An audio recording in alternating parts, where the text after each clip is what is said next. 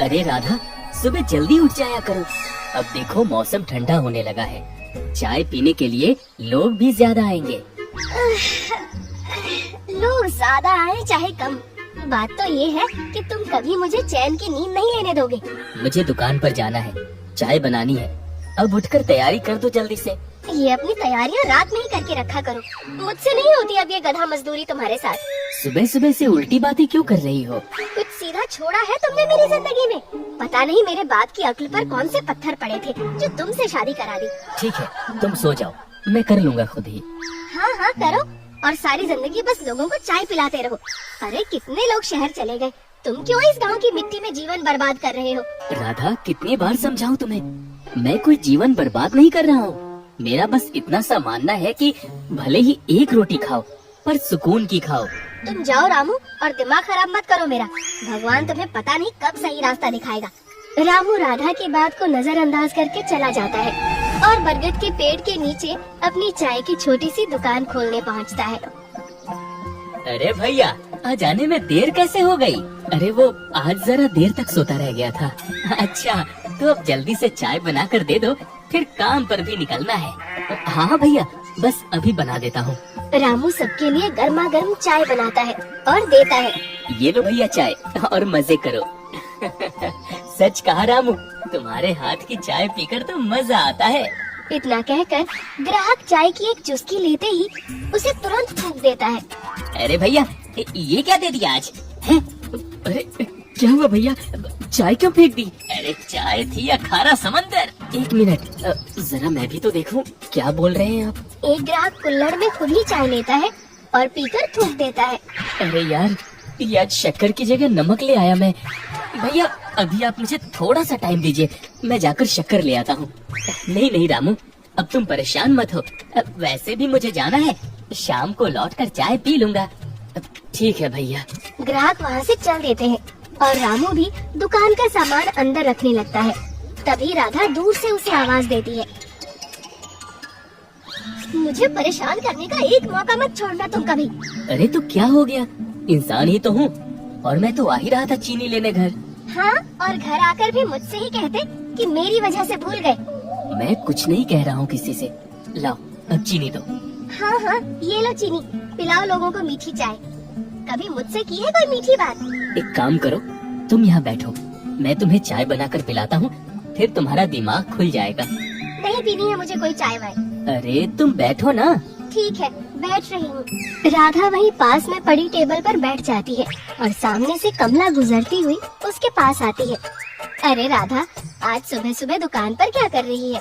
कुछ नहीं, बस ऐसे ही आई थी। तुम कहाँ चले इतना सज संवर कर सुबह सुबह?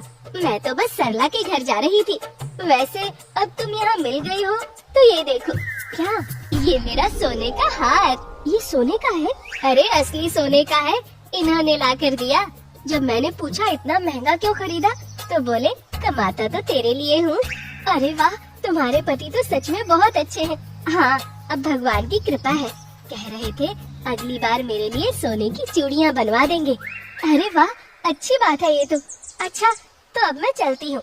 कमला अपना हार दिखा के वहाँ से चली तो जाती है, लेकिन राधा के मन में हार को देखकर जलन मच जाती है। दूसरों के पति कितना खुश रखते हैं, और एक मेरे पति मिट्टी के कुल्हड़ से आगे ही नहीं बढ़ पा रहे। राधा सोच में डूबी हुई ही थी कि तब तक रामू एक चाय का कुल्हड़ उसकी तरफ बढ़ा देता है। मेरी प्यारी बीवी के लिए गरम गरम मीठी चाय। नहीं चाहिए मुझे कोई चाय। किस बात की प्यारी बीवी? एक सोने की अंगूठी तक नहीं है मेरे पास।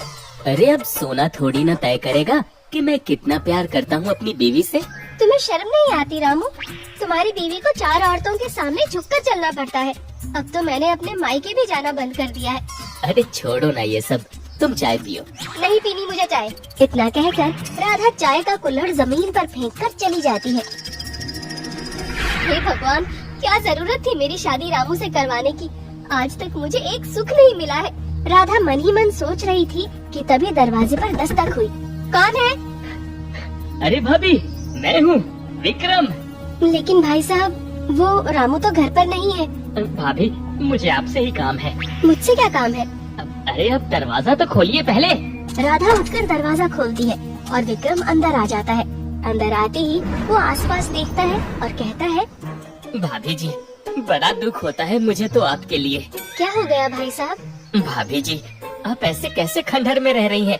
कहीं से दीवार झड़ रही है तो कहीं से कुछ गिर रहा है। अरे घर नहीं, चूहे का बिल लगता है ये तो। भैया अब क्या बताऊं, किस्मत में ही यही है तो क्या कर सकती हूँ। कितनी बार तो कहा है रामू से चाय का धंधा छोड़ दे, लेकिन मेरी सुनता कहाँ है। कोई बात नहीं भाभी, अरे मैं तो भूल ही गया मैं किस लिए यहाँ आया था। क्या बात है भैया? भाभी, बहुत पुराना हिसाब है मेरा रामू के साथ, आज वो पूरा करने आया हूँ। मैं समझी नहीं। ये लीजिए भाभी। ये क्या है? ये बहुत पहले मैंने और रामू ने कहीं किसी जगह हाथ मारा था, तो उसने अपना हिस्सा लेने से मना कर दिया था। क्या बात कर रहे हैं? हाँ भाभी, ये सोने के कुछ गहने उसका ही हिस्सा है। किसका हिस्सा? अरे रामू का हिस्सा है, लेकिन आप उसे मत बताना, वो तो आपको मैं दे रहा हूँ, आप रख लीजिए ना। लेकिन रामू को नहीं बताऊंगी तो कैसा लगेगा?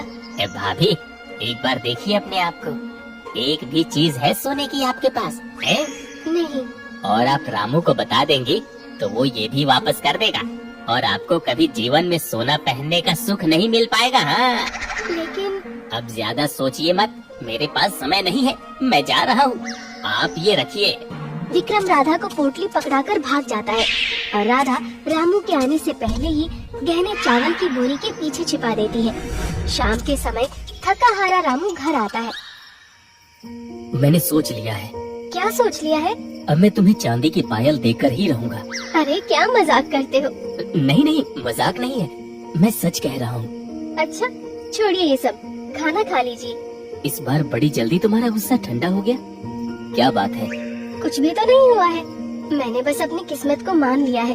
अब जब रहना ऐसे ही है तो सपने भी बड़े क्यों देखूं? राधा, मुझे माफ करना, मैं तुम्हें खुशियाँ नहीं दे पाया कभी। कोई बात नहीं रामू, अब ऐसी बातें मत करो, मैं गुस्सा हो जाऊंगी। अच्छा अच्छा ठीक है, नहीं करता ये बातें। रामू खाना खाने बैठ जाता है और राधा उसे कुछ भी नहीं बताती है।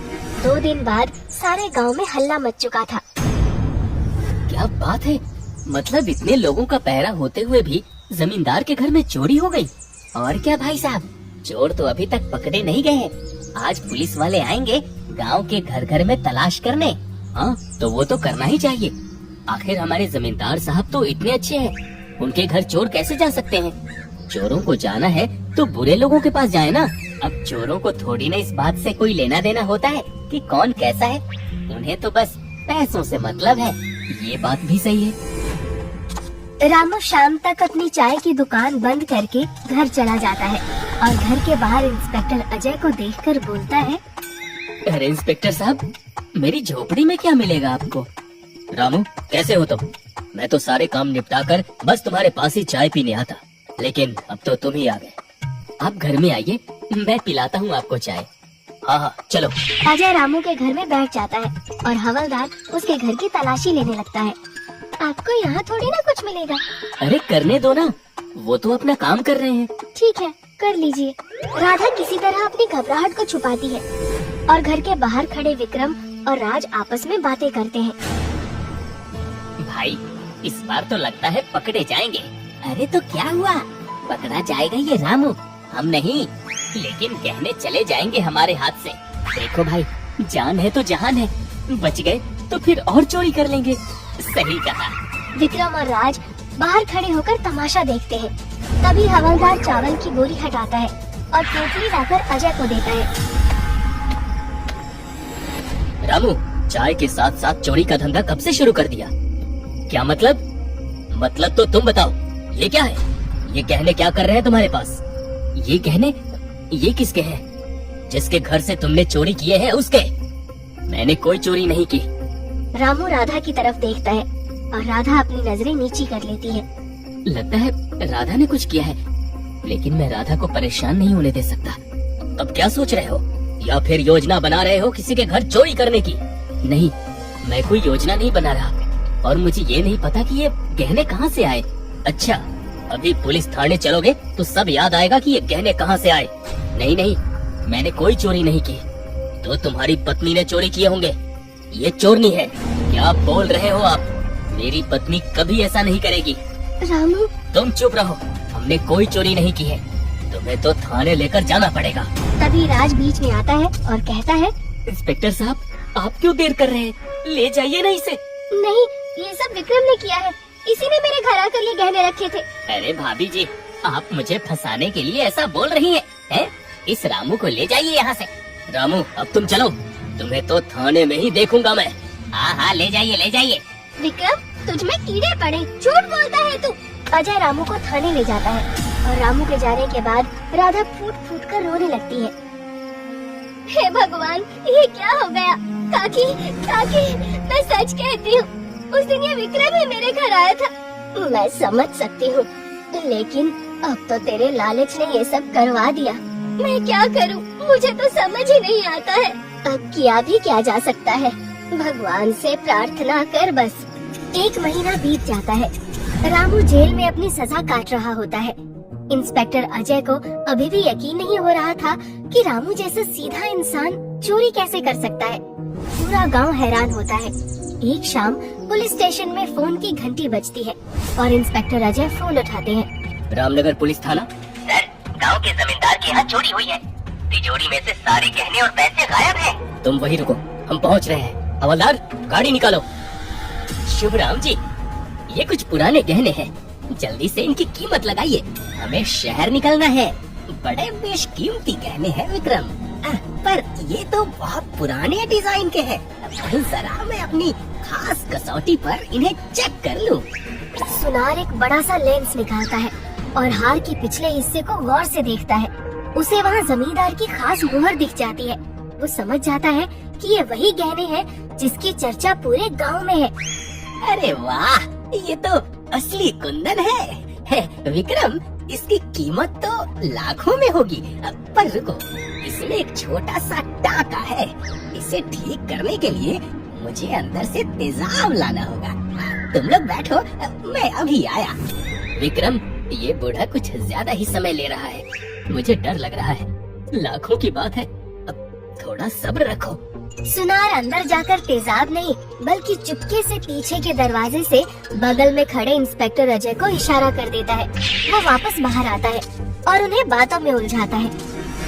हाँ, तो विक्रम, सुना है रामू चाय वाला चोरी के इल्जाम में जेल गया है। क्या लगता है चोरी उसी ने की होगी? अरे वो सीधा साधा आदमी क्या चोरी करेगा, वो तो बस फंस गया। सही कहा विक्रम, वो फंस गया क्योंकि तुमने उसे फंसाया। लेकिन ये गहने, ये तो अपनी कहानी खुद बयां कर रहे हैं। क्या मतलब? मतलब ये कि इस हार के पीछे जमींदार साहब का खानदानी निशान बना है और जमींदार के घर चोरी तुमने की है। विक्रम भागने की कोशिश करता है, लेकिन तभी इंस्पेक्टर अजय पुलिस बल के साथ सामने आ जाते हैं। गेम ओवर विक्रम, सुनार साहब ने तुम्हें सही वक्त पर पहचान लिया। तूने गद्दारी की। विक्रम को पुलिस ले जाती है और रामू को निर्दोष करार कर बाइज्जत बरी किया जाता है। राधा। रामू, तुम आ गए, मुझे माफ कर दो, मैंने चोरी नहीं की थी। मैं जानता हूँ राधा कि तुमने चोरी नहीं की थी, पर अब मुझे सच बताओ कि आखिर हुआ क्या था। राधा रामू को विक्रम और राज की सारी सच्चाई बता देती है। रामू, मेरी वजह से तुम्हें क्या क्या झेलना पड़ा। कोई बात नहीं राधा, तुम मेरी पत्नी हो, मैं तुम्हें किसी परेशानी में नहीं देख सकता था। जिस ईमानदारी को मैं कमजोर समझती थी, वही आज मेरी सबसे बड़ी ताकत बनी है। राधा, चाय में चीनी जरा कम है। तो क्या हुआ, हमारी मेहनत और प्यार तो पूरा है। अरे वाह भाभी, क्या बात कही है। वैसे रामू, सरकार की तरफ से तुम्हें इनाम मिला है, भाभी के लिए कुछ लिया नहीं? मुझे किसी चीज की जरूरत नहीं, मेरा हीरा, मेरा रामू तो मेरे पास है। वाह रामू, और तुम्हारे कंधे का दर्द अब कैसा है? दर्द तो ठीक है, पर ये निशान हमेशा रहेगा, और ये निशान मेरी सच्चाई की गवाही देता रहेगा। सही कहा, अब जल्दी से 1 कप कड़क चाय दे दो, अभी लाया। राधा अपना लालच छोड़ देती है और रामू के साथ खुशी खुशी बाकी की जिंदगी। तो दोस्तों, ऐसी ही अनोखी और रस भरी कहानियाँ देखने के लिए हमारे चैनल को सब्सक्राइब करें।